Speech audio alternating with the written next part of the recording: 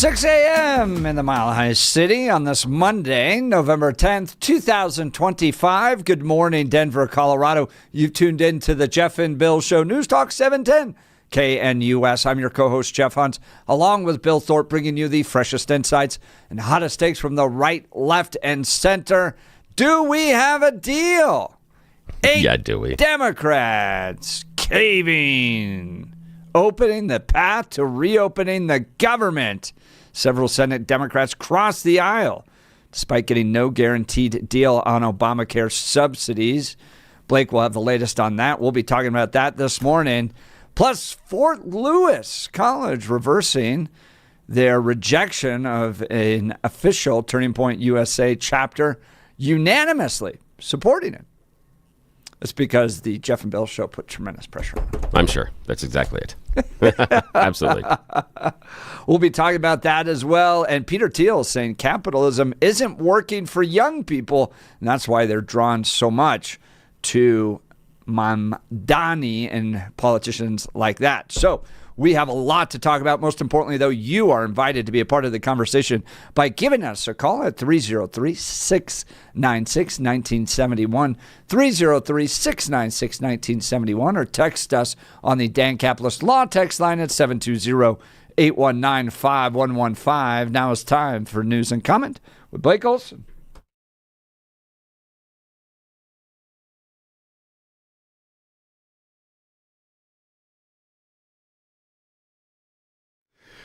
Hey, good morning. It is Monday, 28 and clear in Denver, expecting a high of 71 today. News sponsored by Pastor Camp Heating and Air Conditioning at 303-777-1234 to learn more about special savings opportunities on Lennox equipment. Our top story, Colorado lawmakers reacting to the announced deal to possibly end the Schumer shutdown. Looks like it's going to happen, created by the left. Several members of the Senate Democratic caucus joined Republicans in advancing a deal that would fund the government until the end of January. John Hickenpooper and Michael Bennett voted no, saying the bill failed to address their concerns about the cost of health care. Of course, their concern is helping health insurance companies make tons of money so they can help them win elections. Crow, Nagoose, and Pedersen all say they'll vote no. No way. In a 60-40 vote, 8 members of the Senate Democratic caucus joined Republicans in advancing a stopgap measure that would fund the government through January 30th. A tentative agreement would restore food assistance funding. Funds for SNAP have been in limbo and at the center of a legal battle, of course. So it looks like that's going to end it, hopefully. I just sit here amazed that we're at a point where it is so perfectly clear what can happen to services if you rely upon the government to provide them. Yeah. Right? Because if you end up with a split government like we do, they literally use them as tools to try to negotiate whatever agenda they want to move forward, right? They can take something and use it as leverage. Exactly, yes, right? So leverage. They really care about the people. We sit on one hand and it's fully exposed to all the voters. Yeah. What happens when you put something in the realm of government to manage? Mm-hmm. It gets abused and used as leverage to advance other agendas. And then at the same time, voters are like, you know what's a good idea? Electing socialists. Right. I don't know how more to expose the stupidity of socialism. You saw it fully collapse and fail in front of you. Yep. And then you ran and voted for the socialists. Absolutely. The curtain is unveiled and we see it right before our eyes. Yep. It's just, it is incredible. And it gets so old, so sick. 31-year-old Wolfgang Craig was arrested after a woman was found dead in the 8600 block of East Yale Friday. Craig was initially arrested for investigation of first-degree assault, though that charge has now been changed to investigation of first-degree murder. Investigators say Craig knew the victim but did not specify the nature of their relationship.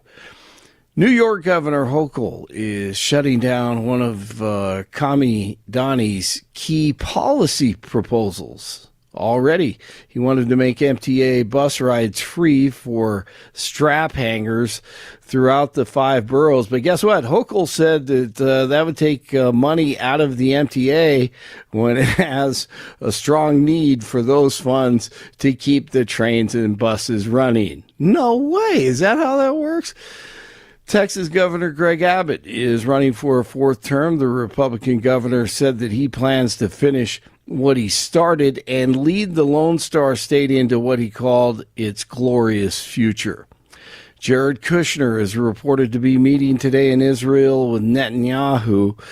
Blake Sifton reports the president's son-in-law and White House advisors looking to settle a standoff over the presence of Hamas in southern Gaza.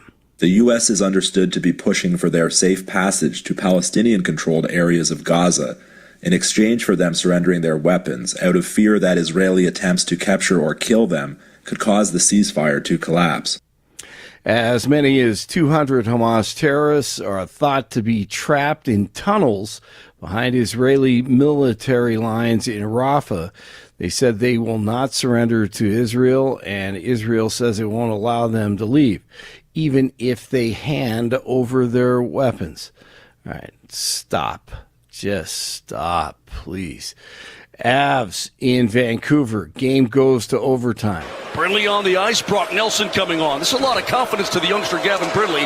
But Coach Bednar knows he has the speed. He can carry it into the zone. Brindley, shifty. Brindley, wrist shot, saved by Lankinen. Score! Gavin Brindley, his first career game-winning goal, his 3rd career goal, and the Avs have won it in overtime on the 2nd effort. 5-4. Thank you, Marky Mosier. Avalanche win it in OT. What a game. Wow. Steelers at the Chargers last night on Sunday Night Football. Before that first down snap, because we're down to 16 seconds left. Herbert throwing inside. Touchdown, McConkey. Chargers chasing the Broncos in the West. They win. They beat Aaron Rodgers and the Steelers 25-10. Nuggets at the Kings tomorrow night. 27 in Centennial, 26 in Arvada, 28 in Denver. You are waking up with Jeff and Bill. And it's Monday. Blake Olson, News Talk 710 KNUS. Your 710 KNUS forecast this early Monday. Clear skies, temperatures right around 30 degrees by daybreak. For the rest of your Monday, sunny, highs near 70, lows tonight in the low 40s. For Veterans Day on Tuesday, a salute to all you veterans. Sunny skies, highs near 70. Weather brought to you by L&L Heating and Air Conditioning. For quick, trustworthy, and dependable service, call L&L Heating and Air Conditioning at 720-851-1691. Visit them online at bestdenverhvac.com. That's bestdenverhvac.com. You'll be comfortable with L&L. I'm day weather meteorologist Patrice Sutter in the 710 KNUS Weather Center.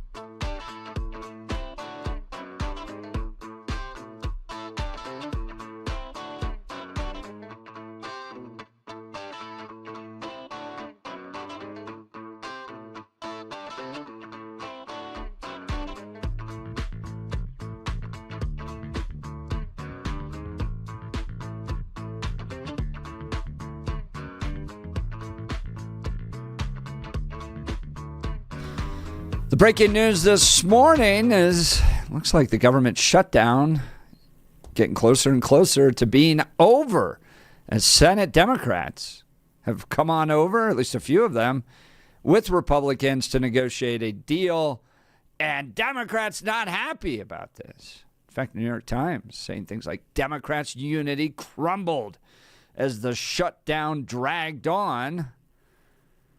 And the 8 Democrats that came over are some significant ones, Bill. So you have the usual suspects. You have John Fetterman, folks like that. But then Tim Kaine, the vice presidential nominee of Hillary Clinton, came over. And then probably the biggest name of them all, the number 2 Democrat in the Senate, Dick Durbin. So this wasn't just kind of a few fringe Democrats. This was some significant ones, and they get some of the they get some of the. Yeah, Rand Paul doesn't vote for it, but I think everybody else did. Yeah, but they get the Republicans to acquiesce on some deals around pay, making sure that the pay isn't cut for some of these government employees, and then a promise that the healthcare vote will come up soon. Yeah, and that's kind of it as far as what the Democrats get. So, was it worth it, Bill? I think you said early on that the side, no matter what the side, whether it's Republicans or Democrats, the side that is forcing the shutdown to take place doesn't fare so well when all is said and done. No, normally doesn't. And I don't think if this is the final settlement, this is very, very poorly done based on the Democrats. And it might be a strategic mistake for Republicans as well.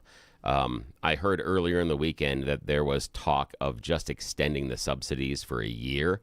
In my mind, politically and strategically, that would have been the smartest thing to do, because you avoid all of the pain people are going to be going through over the holiday season, looking at what the rising cost of the premiums in their healthcare is going to be. And that is a direct pain that will happen now. So that pushing that off for a year, I think would have been much smarter politically for both sides, because when they talk about, oh, we're going to have a debate and we're going to have a vote, we know how ineffective and unprepared these people are. So is there any faith that any of this will get resolved in the next few months? No, not at all. But I also hear that this is possibly just a temporary funding up through the end of January. That would be different as well. That would be a weird set of constraints. Let's just go through this every 3 months, huh? Yeah, that's the thing. If they did get that for only extending it for 3 months, to me, that would be a huge strategic mistake by the Republicans. Yeah, I know. That you want to go through this again. Over and over and over again. Huge mistake. So what I'm hearing right now, I would say bad strategic mistake on the Democrats by only getting the promise of a vote. And if it is true that this thing only funds through the end of January, bad strategic mistake by the Republicans in my mind. Both y'all messed this up. But, well, you guys got us into this in the first place, not figuring out you knew that this was coming up and you refused to do anything about it. So what do we expect, really? What do we expect at this point? Let's go to the phone lines. Chris in Lakewood. Good morning, Chris. You're on with Jeff and Bill. Good morning. Morning, Jeff and Bill. I just have a question. How do people expect billions of these healthcare subsidies to be released to, private healthcare, companies with no guarantee of lowering premiums? It's an honest question here. Isn't that kind of reckless? I mean, I currently have insurance through, privately through my employer, and I'm not seeing any sort of shift here.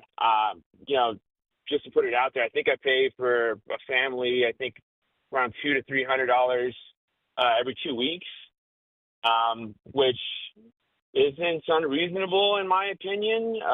I've seen a lot more expensive plans, across the board. But how do we expect to give billions of dollars again to healthcare companies with no guarantee on lowering costs? I just don't get it. I don't understand where the logic is here.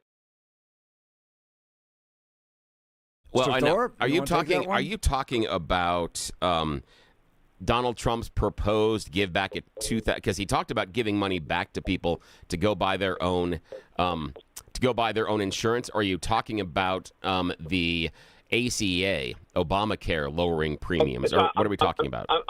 I'm talking about the ACA and the release of billions of dollars towards that. Isn't that kind of like, where's the logic in giving these companies billions of dollars to supposedly lower premiums instead of using it as a bargaining chip and saying, hey, we'll give you the money or what have you, but we're going to have some conditions met. I mean, they're a private company. They set the price, right? And we touched on this last week, that you get penalized for actually using your health insurance. Yeah. But most of that cost is administrative costs. In my own personal case study, it's outrageous. But anyways, I just don't understand why we would give billions in subsidies to private companies who are just going to keep that money anyways. Well, the billions, the it. subsidies are for people that would be getting insurance outside of their employer. So you don't count in the ACA. All the government subsidies, all the government subsidy money doesn't touch anything on your health care. In fact, does provide some upper pressure on your health care prices because of lower cost elsewhere. And the government has negotiated certain, I would say, scales of coverage with these insurance companies as far as what they have to cover, and they do hold some sway based on price. So the government exchange, the ACA, is where all of these subsidies are basically going, because those are people that don't have the ability or have chosen not to get insurance through their employer. Some of them are self-employed, some of them aren't working, some are disabled, some are elderly. There's a whole series of reasons why people are on the ACA. But those subsidies don't touch your health care really at all. Sure, but my question is, the money is still going to the private companies, right? Yes. Is this not a racket? I mean, yes, is this true? yes, Chris, that's exactly what it is. The state self-report, California, New York, Chicago, Colorado, every state self-reports on how much money they should receive to the federal government, and then expects the federal government to pay. And then when the federal government doesn't pay, they decry whatever they decry. Republicans are bad, all these things. I'm just saying, it just seems like a racket to me, like on a basic business level. Yes, I'm just asking 100%. you, what do you think? And it's no different than why cost for education, particularly higher education, has just skyrocketed. Because you handed universities a chunk of money that came in via Pell Grants and things like that, subsidized, and they just added the tuition now on top of that. So what used to be, $18,000 a year for an education is now $40,000 a year, and has gone wildly outside of traditional inflation costs. It's very similar. When the government steps in, you remove traditional market forces that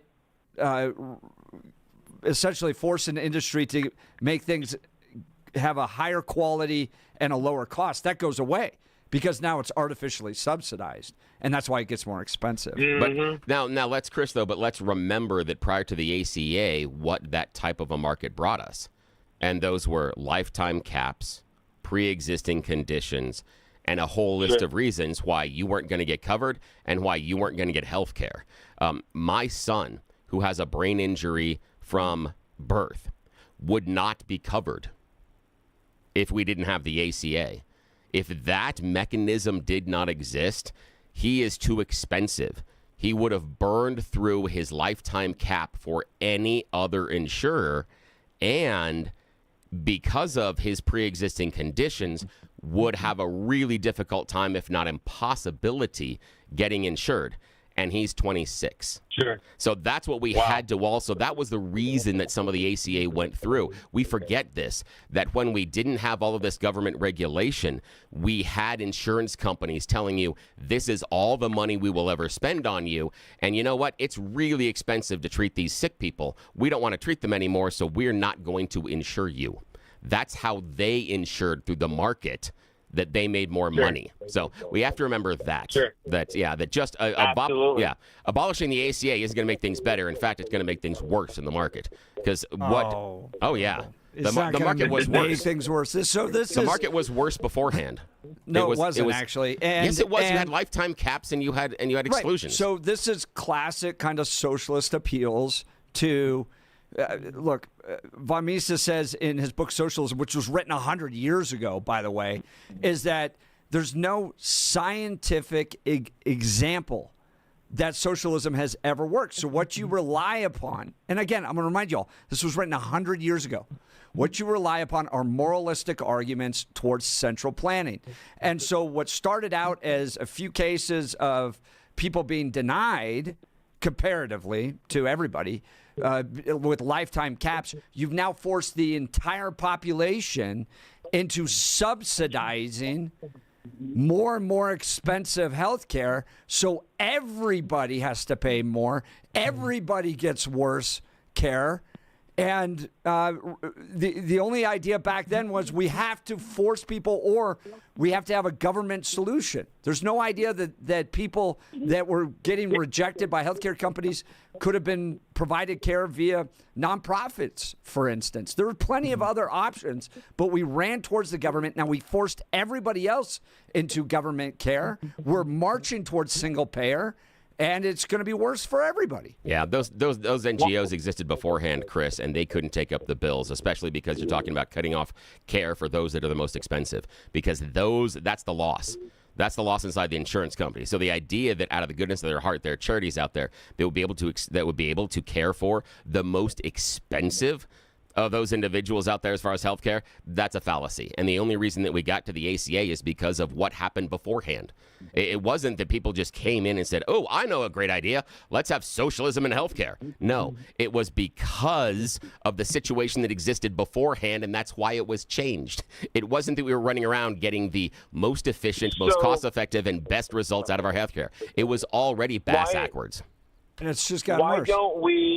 Why don't we incentivize big healthcare companies to, I don't want to say subsidize look, I have a sister who's on dialysis. She's, very young, 23, 24. That's obviously very expensive. Things like that. Why isn't there some sort of like common sense tax incentive for these huge healthcare companies to subsidize people, the most, what am I trying to say? Not helpless, but those in society that need the help the most, instead of trying to scam the federal government. I mean, Chris, because the one thing for me is that the insurance company is one of the few things, and I have a hard time coming up with anything else. One of the few things that in the free market there is a disincentive for them to have you use their service. That doesn't exist anywhere else. Car companies want you to buy the cars. Restaurants want you to go to the restaurant. Gyms want you to show up and go to the gym. The only place that makes more money with you not using the service is basically the health insurance. That's why. So there's no incentive for them. And that's why you get into things like subsidies, et cetera, because then it makes it less expensive for them to cover it. That's why. We go to the doctor. I'm not sure that's a fair analysis, because the United States has produced the most innovative health care in the world, right? We invent things differently than any other nation does when it comes to healthcare. We invent care, we invent medicine, we invent procedures, all that stuff. But we're not the only one. It happens all over the world. We're not the only one. No, yes, it doesn't. Does. Yes, it does. You want to talk about the Russian healthcare system and how great they're doing? We can go through England, France, Germany, Spain. And there who are other produces the greatest medical innovations? Again, we go to the doctor this is silly. Right, we go to the doctor the least, though. Out of all the countries in the world, the American population goes to the doctor the least because they don't want an exorbitant bill in the mail that they can't pay and get their the wages garnished throughout the year. I've personally experienced this with a couple of friends of mine, which is why I'm saying we should have, if we're going to have federal intervention, it should not be pumping billions of dollars of subsidies. It should be sitting these execs down at the table and saying, what do we got to do for the needy of our society and to keep premiums down? You can't just keep making money hand over fist. I mean, at the expense of the American taxpayer, I mean, it's just ludicrous at this point already. Chris, Bill, how easy is it to start a healthcare company in America? Not very easy, I would say. Probably federal regulation would have something to do with that. Right. But all I'm saying is it's monopolized. We know this. Correct. I mean, it's getting to a point where it just seems like they're scamming the U.S. government, because the U.S. government is going to pay on time every time unless there's a U.S. government shutdown. And they know this. And it's kind of like they hold people's feelings hostage or use them, as some sort of PR to milk the U.S. government. And I'm all for a free market. But I have to side with Bill on this, that there should be some sort of government intervention, very small, but like very basic in terms of not setting pricing, but saying, hey, we'll give you some sort of incentive here. You want to pay your CEOs, millions and bonus packages and this and that, we'll give you like a tax break or something. I don't know. There has to be some sort of incentive that they would want, instead of just scamming Chris, the money printer. Bill, I understand there's a problem. I'm not ignoring the fact that there's a problem, but the problem exists in part because of government intervention, and the solution should not be more government intervention. Like I just said, why is it so hard to start a healthcare company? Well, lots of regulations, but the issue being is that what you're talking about is that it's going to make, if we go to more government regulation and oversight and even subsidies, it's going to make, it seems to be, you're saying it's going to make the healthcare system even more expensive. Correct. But that's disproven based on every other major developed country in the world. Really? They have you more. Think, you think they have better healthcare than we do? Hang on. The ones that don't have a military. What we have is we've shown they spend less and get overall better results than we do. That's basically it. So the idea that if we did what other developed nations are doing, it would end up providing worse care and higher costs has been disproven. We by far spend more money per capita on healthcare than all of those other countries that everybody tells you is supposed to be the boogeyman that we're scared of. I'm not saying that socialist medicine or single payer is great. I'm not saying that's the direction we should go. I'm just saying that when we are spending more than anybody else in any developed nation by a ton and getting worse results, that's an issue. What we can't are the sit here and worst defend results? Define those for me. I'll go through it right now. I don't have it in front of me. But basically just the average lifespan of care, infant mortality rates, things like that are worse here than otherwhere. That's it. All right, so like obesity and in some places, lifetime of care, right? Okay. Yeah. I mean, we can go through. Let's talk about the quality of the care with regards to surgeries that hospitals provide. Do you believe that the quality of the surgeries in places like Germany, Finland, Canada is of the same or better than you would get here in the United States? Yes. And I think and here's the idea. I've seen plenty of evidence against that. Here's the idea. It's on a scale. There are going to be places here in America that we can find worse care, and there are going to be places in Germany we can find worse care. And there are going to be places in America where we can find better care, and there are going to be places in Germany we can find better care. If we go to Dr. Stedman and talk about knee replacements and things like that, he's one of the best on the planet. So you're not going to find somewhere in Germany who do better than that. But are there other options? Yes. It's all on a gradient scale. Absolutely. Just like here in America, you can go to vastly different places and get different. You didn't make the argument of a gradient scale when you began. You made a holistic. I said overall, I said over. Yes. Overall. Right? Yes. So overall. I'm asking you. And that's overall. on a scale. Overall on a scale. Yes. Overall, you're going to find places in America that are worse and places in Germany that are worse. Overall, you're going to find places in Germany that are better. And overall, you're going to find places in America that are worse, depending on what you're looking at. Yes. I think the last... What are we looking at? Almost 10 years of Obamacare has given you a perfect window into what's going to happen if we continue to march down this road. We've tried it. We've had it. I think the quality of care I get today is worse than it was prior to Obamacare. I've watched the costs get more expensive than prior to Obamacare. So we've seen it. This is just a march right towards single payer. Chris, you want to have the final word? Sure. I believe the evidence in what Bill is saying is in the lifespan. You are speaking of all this medical innovation, but we have the lowest lifespan because why? I mean, Our diet's are, terrible. Probably our diet. My in-laws are from Europe, and it's completely different over there. I didn't see too many fat people. I'm just saying. But what I am saying is, despite all this medical innovation, we have one of the most unhealthiest populations that don't go to the doctor as regularly as Asians do or as Europeans do.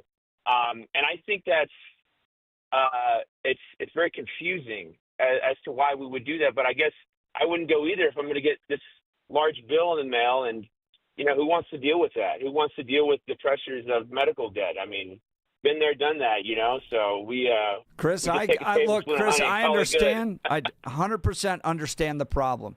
But if we as a nation think that the government stepping in to either incentivize costs via additional spending or overregulate this is going to make it better, I think it's just going to get worse and worse and worse. And we're choosing the wrong solution to address these problems.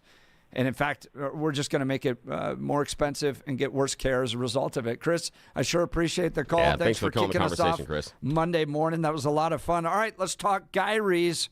Wife and I went to a Gyrie's location in Parker recently, had an absolutely fantastic experience. We sat down with their professional designers, and they showed us an incredible selection of Hunter Douglas custom blinds, shades, and shutters. Look, I'm a little overwhelmed at first because I'm not a home improvement pro, no Tim the Toolman Taylor here.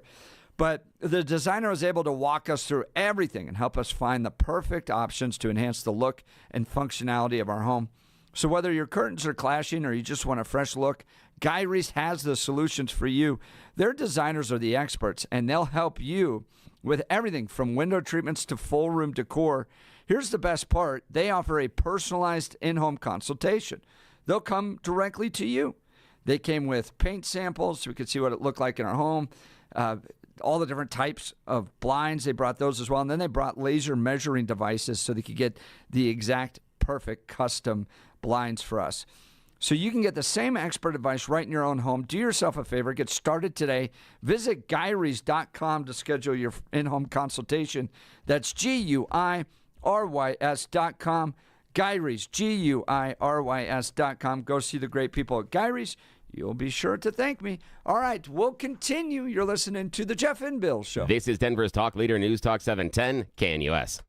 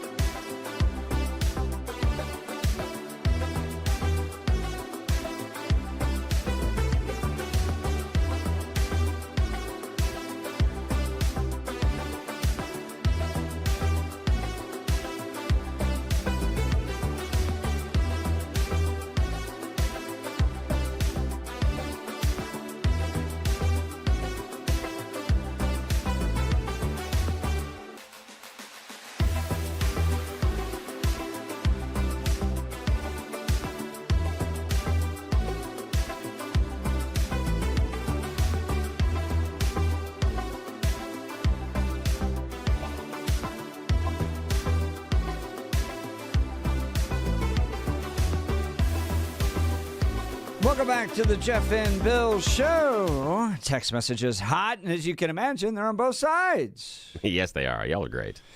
Jason in Denver, between Medicare, Medicaid, VA, healthcare, Obamacare, subsidies, every employer-based insurance dollar spent gets a government subsidy. The government can never be removed from the system. Yay.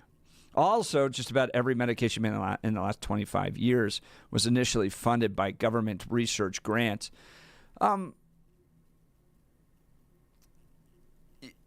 just, if that's the way we're going to go, the government has to be involved. We're going to march down this way. Then I think you're going to expect innovation to die when it comes to this. The United States is generally considered to be the most innovative nation in the world when it comes to healthcare development, drug development, research, those types of things. Because it's a mix of government grants in some cases, but also the free market working. If we go down the pathway of socialized medicine, taxes are going to go up, and I think the quality of care will decline. Will you get to see a general practitioner a little bit easier? Yeah, I think that's a trade-off. Look, economics is trade-offs. And if that's the way you want to go, like the basic standard ability to see a doctor is available to you, okay. But I think your taxes are going to go up, and I think innovation's going to go down. Others, Suzanne texted in, real life, I had both knees, hips, shoulders replaced under Medicare, single payer, 6 body parts. I've never had better results, care, nor result. Real life. She also had melanoma surgery, too. Ouch. So, wow, she's a bionic woman at this point. Yeah, I think that the elephant in the room that neither party wants to deal with that is serious is that we are the only country in the developed world that has medical bankruptcy. That's an issue, and that's something that has to be addressed. We're the only ones that, based on you or your family getting into a major accident or getting sick, you can lose everything. And that's, for me, a real question based on society. And everyone else has figured it out. Yet we stand here and go, no what to do. That's an issue for me. Is that medical bankruptcy for people outside of care? So if you buy insurance and... No, with care, you can go bankrupt. Absolutely, you can. Yeah. Yes. Based on the cost they take out of you. Yes. You can have medical bankruptcy. Did you have the right type of care? What do you mean by right type of care? Right when you reach certain limits, doesn't it click in? I mean, with your insurance? Yeah, but then there's also a portion and other things that you pay for. But yeah, and there are times in which they're also, but there are also exclusions and other things that happen, and and so that's just kind of what we have. So that's the issue. And even if you're outside of that or working part time and you get very sick, then you can lose everything because of that. That's just ridiculous. That's the part that we really, really need to look at, is that this is the only place in the entire world, at a developed nation, in which you have things like medical bankruptcies. And that's just ridiculous that we turn around and we let that go. You know what the number is on that? No. Based on total number of people? Yeah, I'm just wondering what the rate is. But again, on medical bankruptcy. Yeah. Again, the total numbers I'm not necessarily as worried about because of the size of our country. And again, insurance is necessarily supposed to be a shared risk pool. We have more than enough people in this country to share that risk pool. More than enough. As far as the millions of people we have in the country, there's more than enough of a shared risk pool. Yeah, but I just don't understand why care is getting worse. Well, here's the thing. You think the quality of the care you're getting today is the same as it was prior to Obamacare? I don't. I think there are better things, and I think there are worse things. I think there are things that have changed, but I think some of that has to do with economics as well, rather than necessarily Obamacare, and that's part of it. And what I don't see is that necessarily after, and this is a part of the problem that I have, necessarily after Obamacare, I don't think that per capita we constrained spending per patient. I don't think it changed the trajectory on how out of whack we are as far as our spending. And I don't think it changed appreciably where we are as far as outcomes, as far as infant mortality rates, as far as longevity of life, as far as major diagnoses of some illnesses, other things like that. I don't think it necessarily changed that trajectory. I think it put in some guardrails that were absolutely necessary because of some horrible things the insurance companies and other healthcare companies were doing to people. But was it going to be fixed? No. And in part, I hold both parties responsible to this because they both stood there and they didn't want to work together. Why are we paying more then? If there's no change in trajectory, as you mentioned. Not appreciable, but here's the idea. Why are we paying more? Well, here's the thing. Guess what else we're paying more for? Rent, paying more for your car insurance, paying more for cars. Yeah, but you're paying more for the inflation. Coke out of, I know, but the inflation around Medicare medical costs has gone up a lot more than just traditional inflation. Yeah, and you know where it hasn't gone up a lot more is around the Medicaid and Medicare costs. So that's the problem that we have is there are some upward pressures inside of the healthcare industry, but some of that has to do with profits. And again, as Chris, our earlier caller, talked about, the percentage of money that is paid towards administration in many of those insurance companies versus what Medicare and Medicaid pay out as far as administrative costs. We talk about, one of the things we talked about in the school boards was that in Cherry Creek School Board, the Cherry Creek School District, one of the largest increases in their line item budget over the past 4 to 5 years has been spending on administrators. It has gone up 16% that when spending per seems to be student. A feature of government funding at this point. So, anytime you dump money into a system, it's like the administrators go up. Well, here's the thing, though. We're spending more money on education than we've ever had. We have worse outcomes. We're spending more money on healthcare than we've ever had. We have worse outcomes. And then in both cases, you have government pumping money into the system and additional administrators. But that increase isn't happening under the Medicare and Medicaid. It's happening in the private sector. That's where the increase in the major increase in the cost and major increase in the administrative costs are coming from. You sure we're not spending more money on Medicare and Medicaid? Yeah, no, we're spending more, but I'm saying the increase in percentages. Medicare and Medicaid pays a lower percentage in administrative costs than private insurance and healthcare companies do.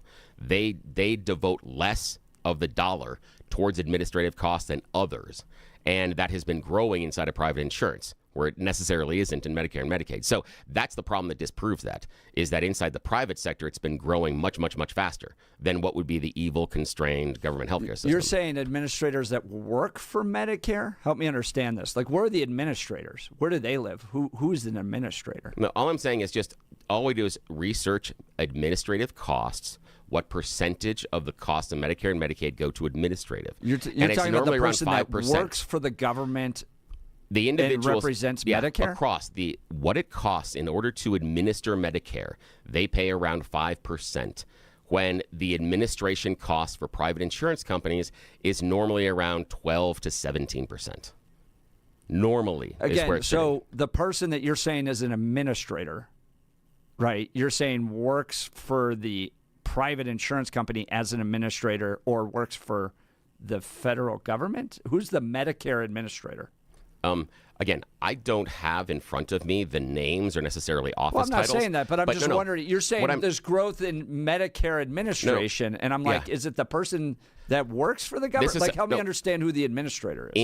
In the budget, the percentage of the dollar that they spend towards administrative costs is around 5% in Medicare and Medicaid. It's around 11 to 17 in private insurance. All I'm saying is that those private companies pay a higher percentage to cover their administrative costs. Is that a hospital administrator? No. It's the insurance administrator, right? Yeah.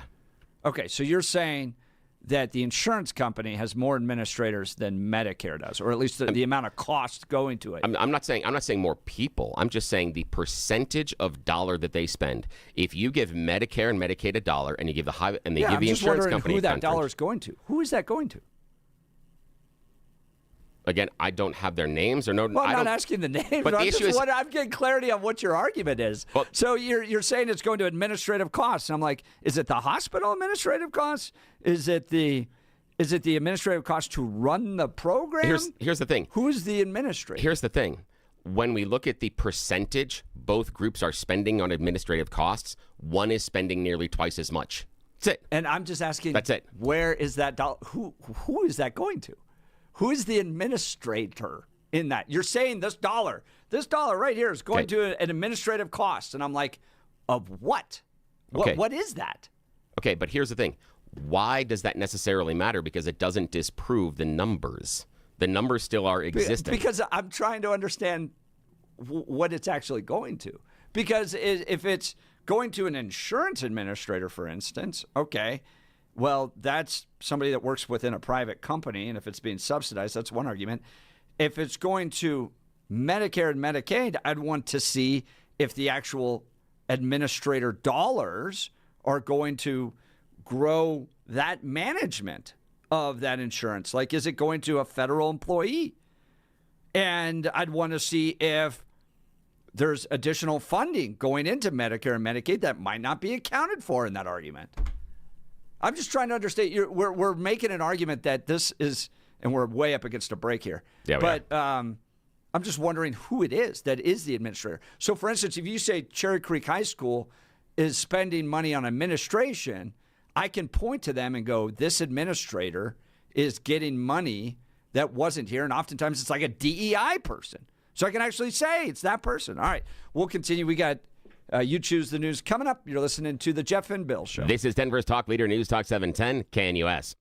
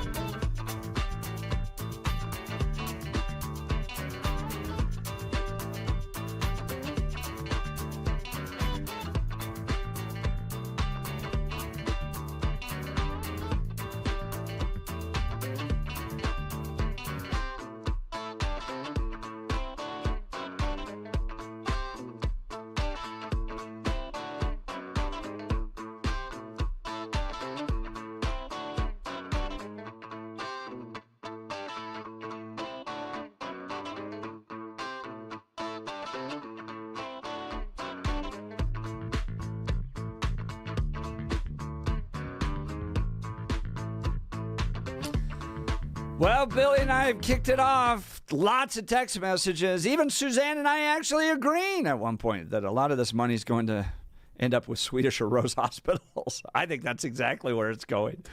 but it's all part of the government cabal. All right, let's get to Bill's You Choose the News. Yes. On this Monday morning, it is time for us to play America's favorite fake radio news game show. You choose the news. You know how this works. Really silly stories that I have found on the interwebs by mere browsing, put even more ridiculous headlines on them so we can play this fake radio news game show, because those that awaken do not arise until 7 o'clock. Yes, those in charge are not awake for about another 8 minutes, so we are going to take full advantage of being left unsupervised. We enjoy it a lot here, and so please help us out and keep it a giant secret. Nobody knows. Okay. As always, Blake Olson joins us from the news department. Here are your headlines, gentlemen. Headline number 1, strike a pose. Headline number 2, cleaning tub. Headline number 3, upgrade. And headline number 4, a whole new world. Mr. Hunt, your choice. Oh, one of my favorite. That's Aladdin, right? Yes. Whole new world. Yes, a whole new world. And it's going to be a whole new world when Mr. Beast, the world's most popular YouTuber, is going to open his brand new theme park. Yes, he's getting in on the Disney action. The 27-year-old social media star says Beastland is going to be opening later this year. And the attractions are inspired by his YouTube videos. Yes, but before you start booking flights and travel and hotels right now, understand where you're going.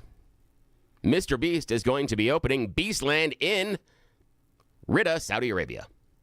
Yes, his brand new theme park is going to be in Saudi Arabia.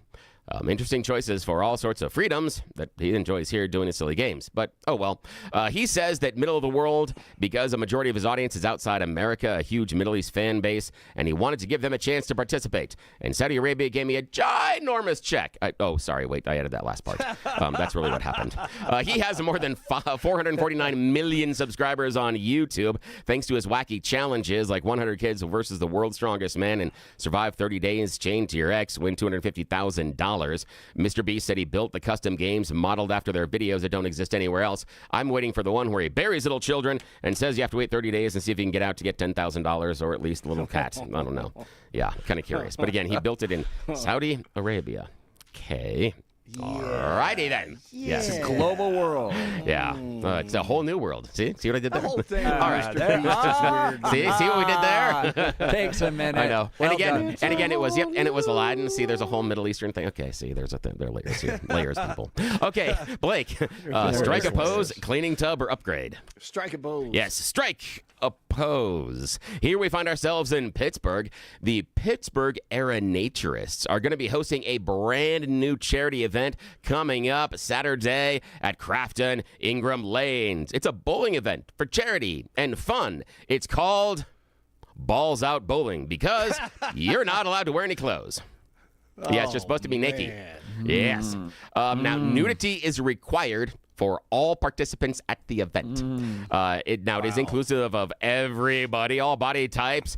Guests do, however, need to bring their own towel to sit on and a bag for personal items because sometimes you're a little sweaty. Shoes? So gross. They give you those. They give you those. Don't you remember? They give you those. Yeah, I know. I know. They spray those down. Can you wear sunglasses? I get probably. That's probably the only thing you're allowed to. Now, admission is $30 per person, whether you're bowling or not. So if you just want to come and gaze at all the wonderment, you can go there too and just hang out. And I don't know why you would, but okay. Anyway, Balls Out Bowling. Yes, it's a real thing. Sure, those 3 holes fit. Yes, exactly. And I'm not going to ask how you're testing those. Alrighty, Blake. Okay, Mr. Hunt, your choice, sir. Cleaning tub or upgrade? Upgrade. Upgrade.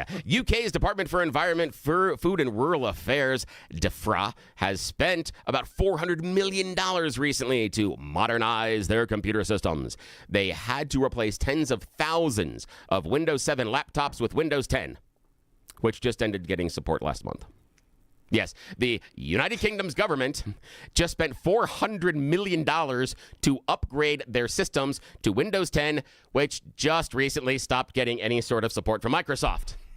Ta-da! Nice. Every once in a while, it's nice to hear that somebody else's government is screwed up as badly as ours. Right? That's it. All right, back to you, Jeff. All right, we'll continue. You're listening to Jeff and Bill. KNUS.